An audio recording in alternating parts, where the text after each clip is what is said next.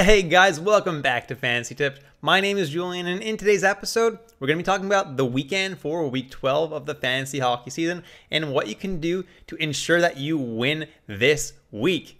Before we get started, guys, please leave a like, subscribe, hit that notification bell, follow me on Twitter at Fantasy Tips. I'm constantly putting out updates there on Twitter, so definitely be sure to follow me. And now let's jump right into it and let's take a quick look at the schedule for this weekend. So as you can see, on Friday there are only 2 games and 4 teams playing. On Saturday there are 24 teams playing. And on Sunday there's only 1 game, 2 teams playing, and those teams are St. Louis and Dallas. So in all likelihood, guys, your lineup is still pretty full on Saturday. Obviously, I'm still going to include Saturday in this video, just in case you do have some room there because of injuries or whatever it is. But in all likelihood, guys, you may just have to pick up a guy for Friday and Sunday to stream. So let's look into streamers for Friday and Saturday games first. And there's 2 teams that play both Friday and Saturday. Those teams are Carolina and Washington.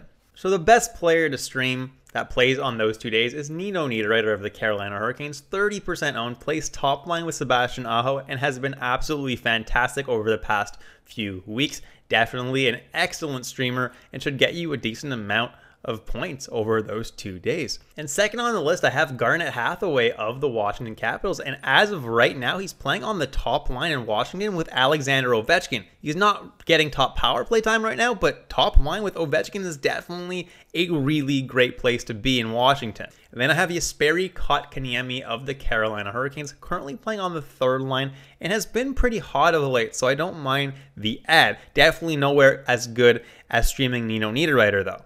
Then I have Connor Sherry of the Washington Capitals, who's currently playing on the 2nd line with either Eller as a center or Backstrom if he's back. And that's a pretty decent place to be.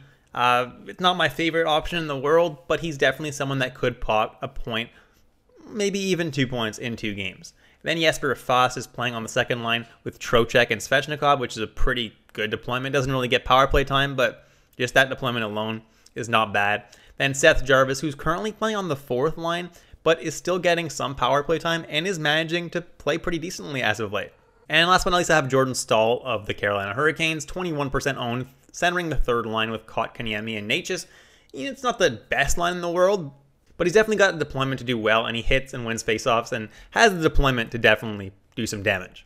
So now if you want to stream someone for Friday and Sunday games, your options are pretty limited in terms of teams. There's only the St. Louis Blues that play both Friday and Sunday.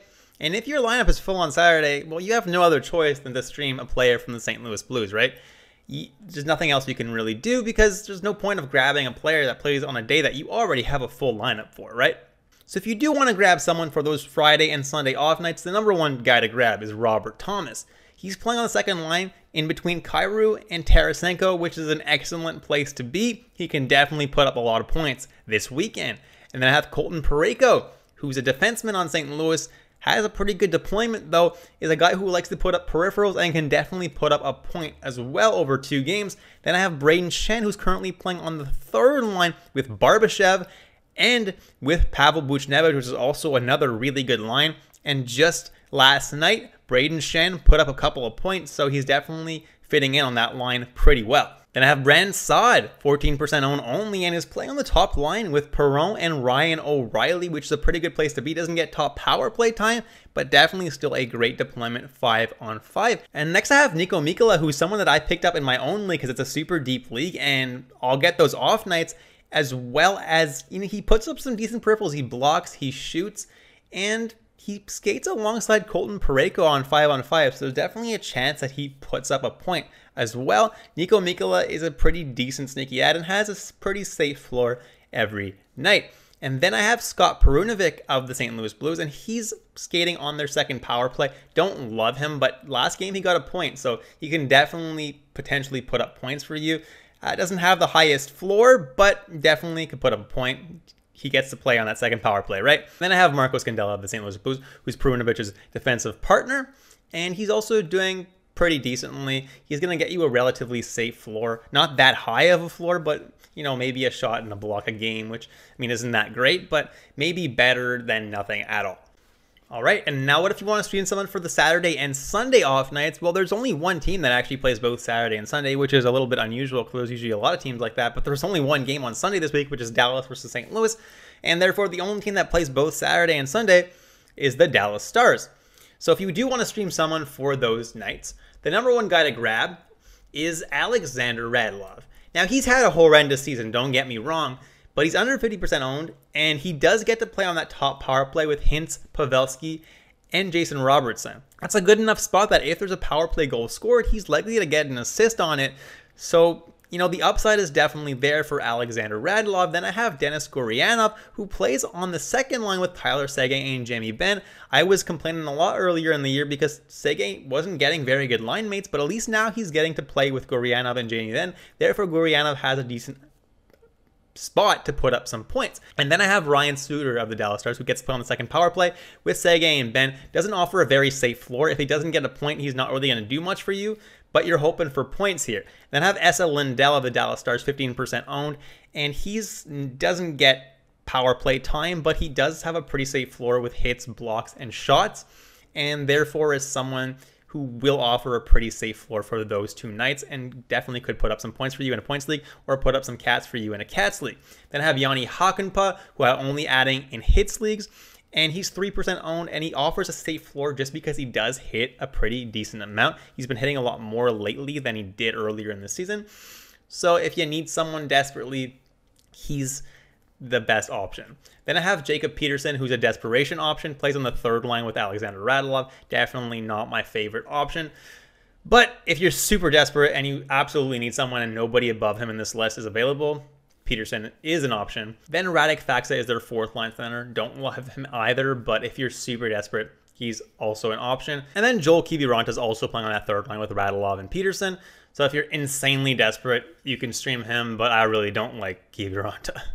Moving on to defensemen that you could add for this weekend now, and the number one guy for me is Jacob Slavin. He's been doing pretty decently all year. The peripherals are decent, and he probably won't score you a point, but will at least offer you a safe floor and gets 2 games this weekend. Then I have Colton Parayko of the St. Louis Blues, who offers a pretty safe floor in terms of blocked shots and could also put up a point for you. Then I have Brett Pesce of the Carolina Hurricanes, and he's only 3% owned, but does get to play on that second power play in Carolina and has honestly been pretty good all year.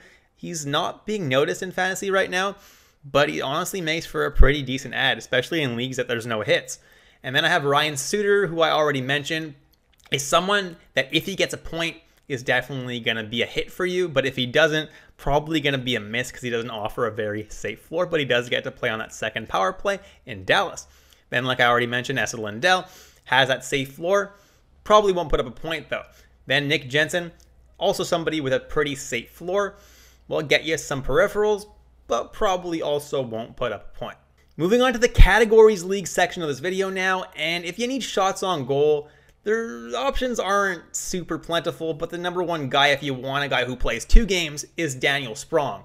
He's going to shoot about 2.4 times per game, so over the course of 2 games, he'll get you about 5 shots, which is decent. And then Brandon Saad, who shoots 2.3, Niederreiter, who shoots 2.2, Lindell 2.1, Slavin 2.1, and Denis Gurianov 2.0. If you need blocks, Colton Parayko blocks 2.3 times per game, which is really good.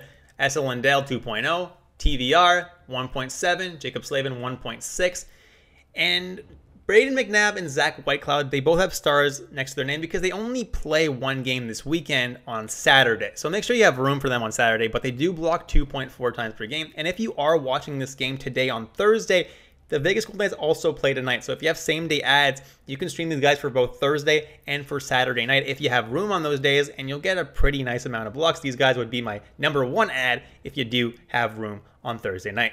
Moving on to hits now, the number 1 guy is Garnet Hathaway. Hits 3.8 times per game, and he's probably going to hit even more now because he's going to get more ice time playing on Ovechkin's line, so that's definitely my number 1 ad if you need hits. Jordan Staal hits 2.8 times per game, not quite as much, but definitely a safe option. Then Martin Fehervary, 2.7 times per game, and Jani Hakanpää, 2.5. And last but not least, guys, if you need face-off wins, Jordan Staal is my number 1 guy. Wins 9.8 face-offs per game on average, which is pretty freaking good. Also a good option for hits. Like I just said, Robert Thomas wins 8.2 faceoffs per game on average. Lars Eller 8.1. Nick Dowd 7.4. And that's it, guys. Thank you so much for watching all the way through. Please leave a like, subscribe, hit that notification bell. Hope you guys enjoyed the content today. and I'll catch you in the next episode of Fantasy Tipped.